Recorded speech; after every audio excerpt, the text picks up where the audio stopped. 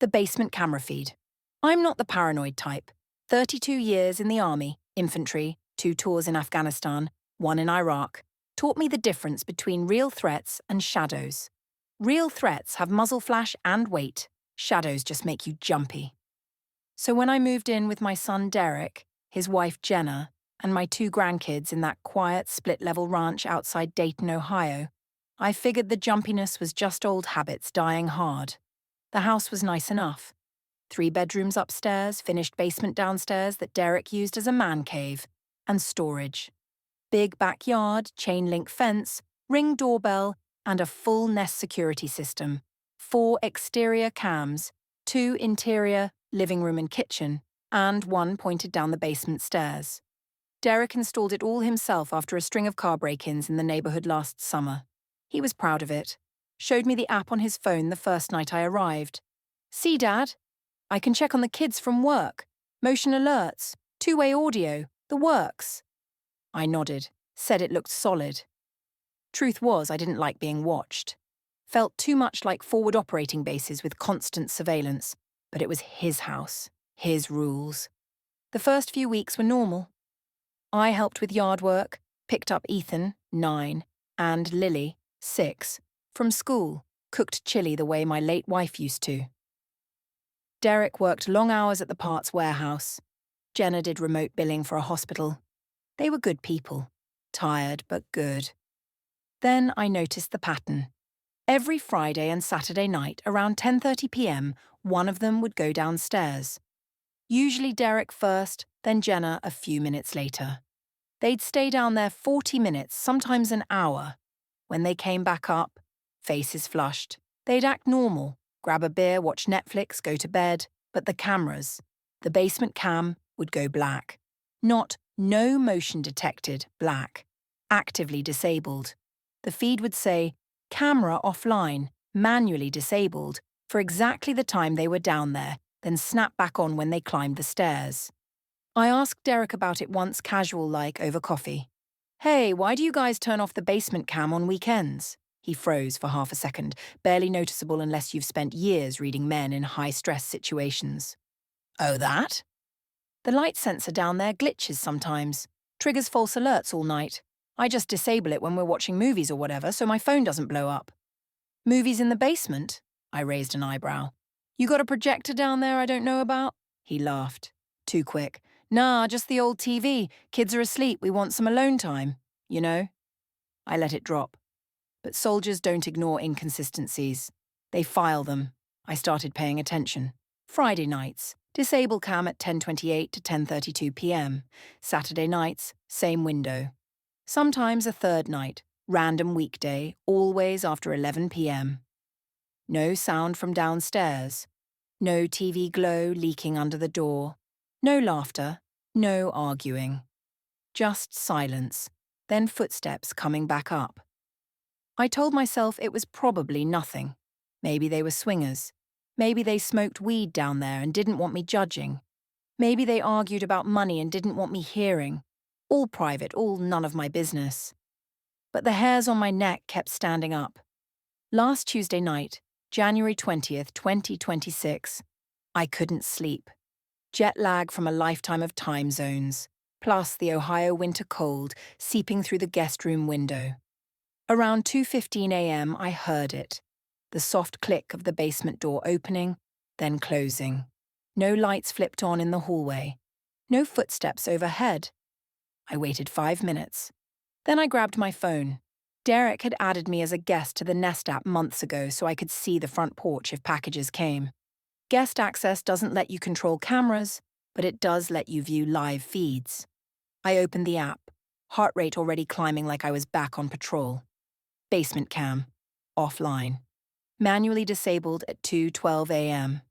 I stared at the black square on my screen.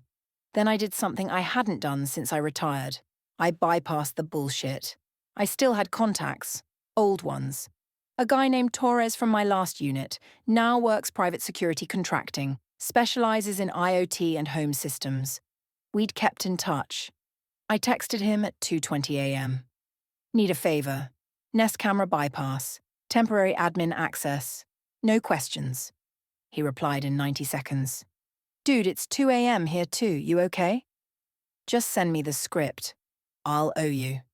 He sent a GitHub link to a small Python tool. Open source, sketchy as hell, but it exploited a known API flaw in older Nest firmware. Derek hadn't updated in 6 months. I'd seen the notification pop up on his phone once. I ran it on my laptop. Old military-issued Dell I still kept, VPN active, logged in with Derek's guest credentials and escalated. 30 seconds later, I had full owner-level access. Every camera, every archive, every setting. I opened the basement feed. It wasn't black anymore. It was grainy infrared. Night vision.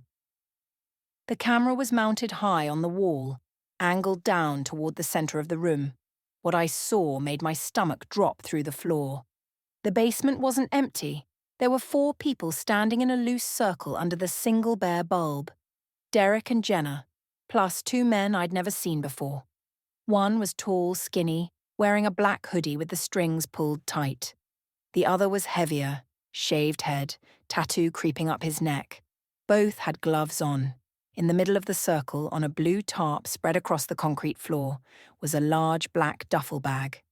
Open, cash, stacks of it, 20s and 100s, rubber-banded. Next to the bag, 2 metal cases, one open. Inside I could make out the shape of handguns, Glocks maybe, and several clear plastic bags of white powder, kilo-sized. The tall guy was talking, gesturing with his hands. No audio on the feed. Nest doesn't record sound unless you pay extra, but I could read lips enough from years of briefings. Next drop is Thursday. Same cut. No shorting this time. Derek nodded. Jenna's arms were crossed tight like she was cold, or scared. Shaved head guy unzipped his jacket, pulled out another kilo bag, set it on the tarp. Then he reached behind his back and produced a pistol, small, compact, suppressor already threaded on.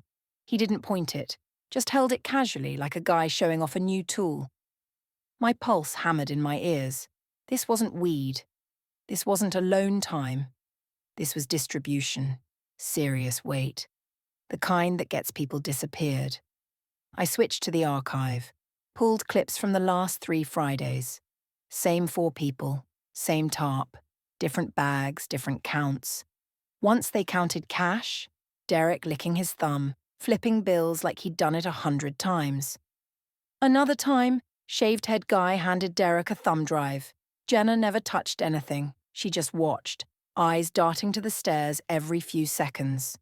They were scared of me waking up. I sat there in the dark guest room, phone glowing on my face, watching my son sell drugs out of his own basement, my grandkids sleeping 1 floor above kilos of cocaine or fentanyl or God knows what.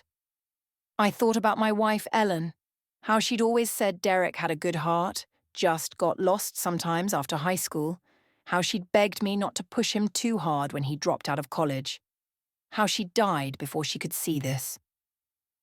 I thought about Ethan and Lily, innocent, sleeping, above a goddamn narcotics operation. I couldn't breathe right.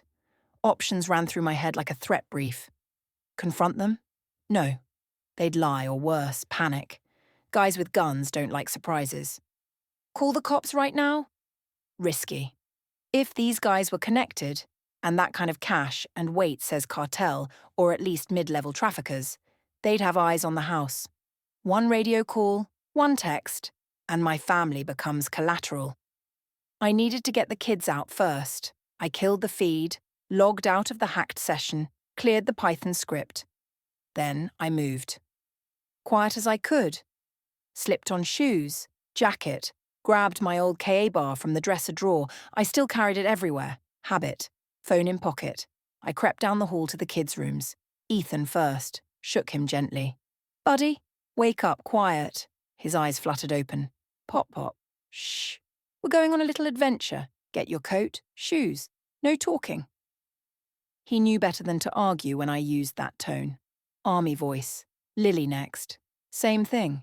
She whined a little, but I scooped her up, blanket and all. Down the stairs, avoiding the creaky 3rd step. Past the basement door. Still closed, still silent. Out the back sliding door. Into the freezing January air. Snow on the ground, maybe 2 inches. I carried Lily, held Ethan's hand. We cut through the neighbour's yard, stayed off the streetlights. 3 houses down was Mrs. Callahan's place, widow 82, always up early with coffee. I knocked softly on her side door. She opened it in her robe, eyes wide. Frank? What in the world? Need you to take the kids. Right now. Call your son to come get them. Don't ask why yet. Please. She looked at my face, then at the kids. She didn't argue. Took Lily from my arms. Come on, sweeties. Hot chocolate in the kitchen. I kissed their heads. Pop-Pop will be back soon. Be good. Then I walked to the end of the block, found a spot behind a parked van, crouched low, pulled out my phone, dialed 911. Dayton PD, this is Frank Harlan, retired First Sergeant 122 Infantry. I need to report a major narcotics operation in progress at my son's residence. Possible armed suspects inside. 1427 Maple Ridge Drive. They don't know I'm aware. I've evacuated the children. I'm outside, safe distance. Send SWAT if you can. There are guns and heavy product. The dispatcher stayed calm, asked questions.